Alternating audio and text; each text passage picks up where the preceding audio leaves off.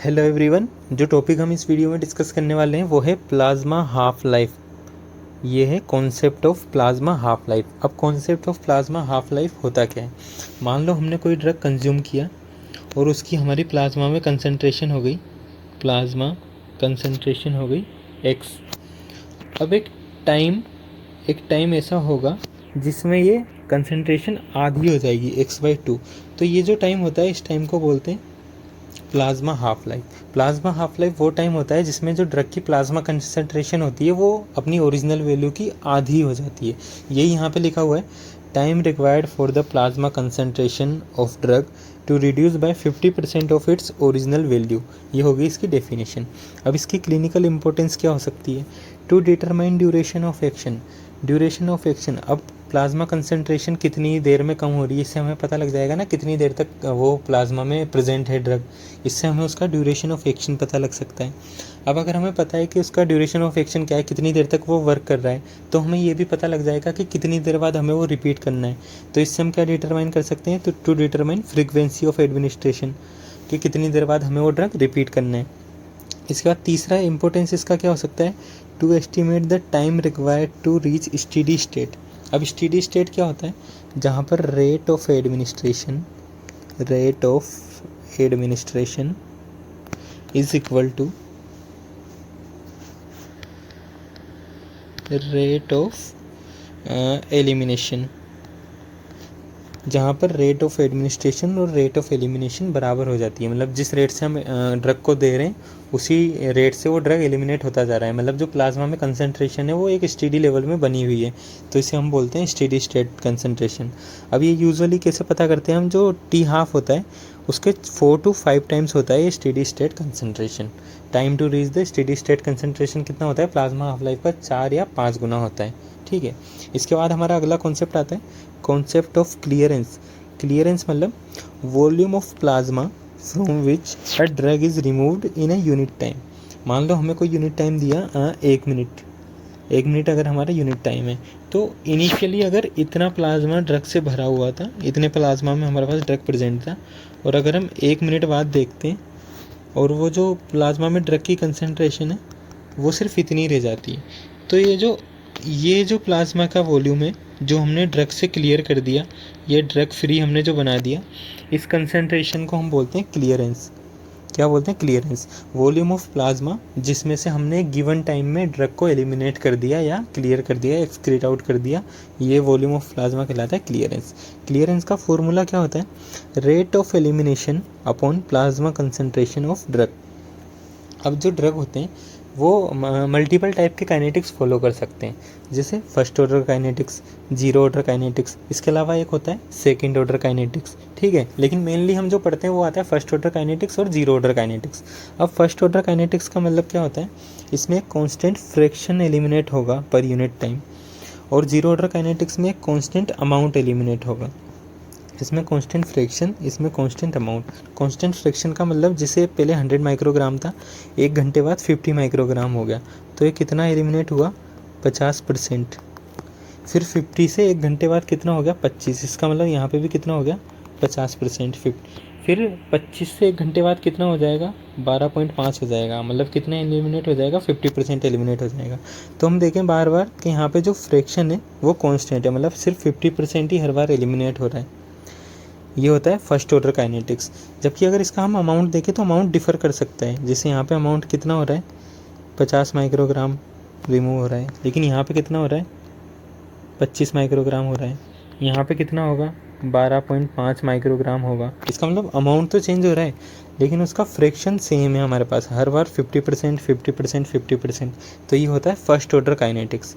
इसके बाद zero order kinetics क्या होता है, जीरो ऑर्डर काइनेटिक्स में जो अमाउंट था वो सेम होगा। जैसे पहले 200 था, 1 घंटे बाद कितना हुआ, 180, मतलब कितना रिड्यूस हो गया, 20।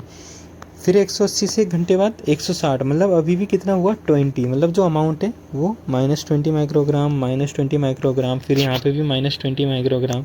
जो अमाउंट है वो कांस्टेंट रहेगा। तो जीरो ऑर्डर काइनेटिक्स में क्या होता है, a constant amount is eliminated, जितना टाइम हमें गिवन है हर 1 घंटे में। ठीक है, ये इनिशियल कंसंट्रेशन पे डिपेंड नहीं करता। जैसे अगर हम फर्स्ट ऑर्डर काइनेटिक्स में देखें, फर्स्ट ऑर्डर काइनेटिक्स में अगर हम देखें तो पहले 100 था, तो कितना एलिमिनेट हुआ 50।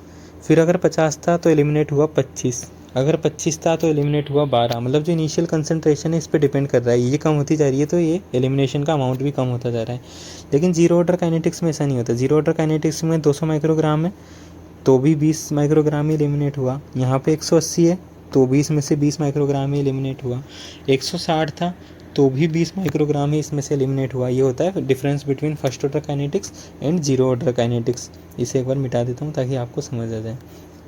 तो इसमें से हमें क्या याद रखना है, मेनली जो फर्स्ट ऑर्डर काइनेटिक्स होता है उसमें कांस्टेंट फ्रैक्शन रिमूव होता है इररिस्पेक्ट जो डिपेंड करता है इनिशियल कंसंट्रेशन पे हर बार। और जीरो ऑर्डर काइनेटिक्स में क्या होता है, एक कांस्टेंट अमाउंट होता है इररिस्पेक्टिव टू इनिशियल कंसंट्रेशन।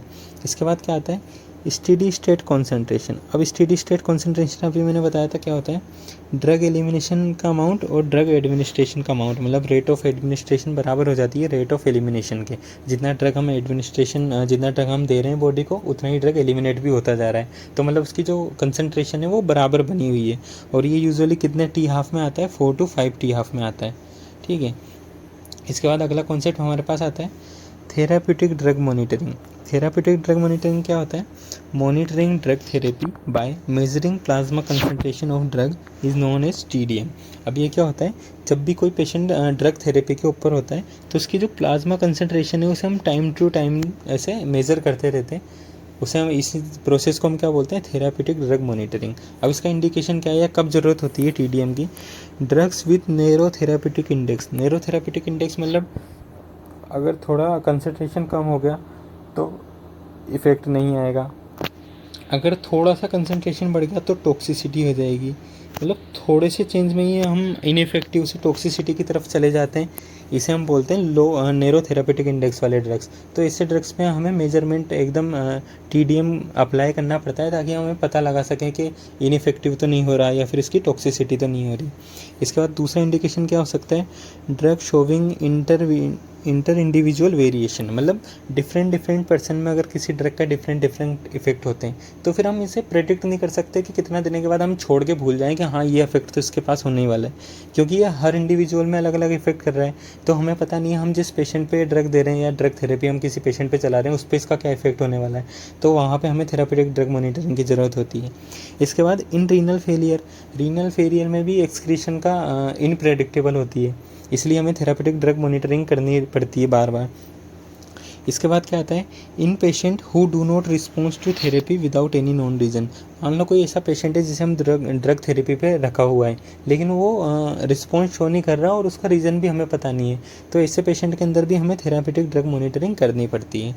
इसके बाद जो लास्ट कॉन्सेप्ट आता है छोटा सा, वो है फिक्स्ड डोज कॉम्बिनेशन या FDC। क्या है, फिक्स डोज कॉम्बिनेशन। अब इसमें क्या होता है, जो कॉम्बिनेशन ऑफ ड्रग होते हैं ना वो फिक्स रेशियो में होते हैं। कुछ ड्रग हैं, 2 या 2 से ज़्यादा ड्रग होंगे, वो एक फ़िक्स रेशियो में पहले से ही फॉर्मुलेशन बना हुआ होगा उसका। इसके कुछ एडवांटेज हो सकते हैं, कुछ डिसएडवांटेज हो सकते हैं। एडवांटेज क्या हो सकते हैं, पेशेंट का कंपाइलेंस बढ़ जाता है। पेशेंट का मतलब बार बार बहुत सारे ड्रग्स नहीं लेने पड़ेंगे, एक ही मेडिसिन के अंदर उसे अगर मल्टी ड्रग के बेनिफिट मिल रहे हैं तो उसका कंपाइलेंस बढ़ गया। इसके बाद रेजिस्टेंस डेवलपमेंट कम हो जाता है। जैसे एंटीबायोटिक थेरेपी पे अगर कोई है तो मल्टीपल एंटीबायोटिक्स दी जाती है ताकि रेजिस्टेंस डेवलप ना हो किसी एक एंटीबायोटिक के ऊपर। इसके बाद एफिकेसी बढ़ जाती है, साइड इफ़ेक्ट कम हो जाते हैं। हम मल्टीपल ड्रग दे रहे हैं तो किसी ड्रग की टॉक्सिसिटी के चांस भी कम हो जाएंगे। रिड्यूस कॉस्ट या सिनर्जिस्टिक इफेक्ट, मल्टीपल ड्रग अगर एक साथ दे रहे हैं तो सिनर्जिस्टिक इफेक्ट भी हो सकते हैं उसके बाद। इसके डिसएडवांटेज क्या हो सकते हैं, इनफ्लेक्सिबल रेशियो मतलब मान लो हम कोई 2 ड्रग किसी पेशेंट को दे रहे हैं और उसमें से एक ड्रग से अगर पेशेंट को एलर्जी है तो हम वो रेशियो नहीं दे सकते, चाहे दूसरा ड्रग उस पर इफेक्टिव होगा लेकिन वो कॉम्बिनेशन में ही अवेलेबल है हमारे पास, तो एक ड्रग से एलर्जी के चक्कर में हम उसे दे ही नहीं सकते। तो यहाँ पे हमारे पास इनफ्लेक्सिबिलिटी आ जाती है। इसके बाद preparation can't be used in Contra indication of one of the drug. अगर किसी पेशेंट के अंदर कोई कॉम्बिनेशन में से कोई एक भी ड्रग का कॉन्ट्रा इंडिकेशन है तो फिर हम उस FDC को नहीं दे सकते, चाहे बाकी ड्रग उसके ऊपर इफेक्टिव हो। ये थे इसके डिसएडवांटेज। और यहाँ पे हमारा ख़त्म होता है फिक्स डोज कॉम्बिनेशन।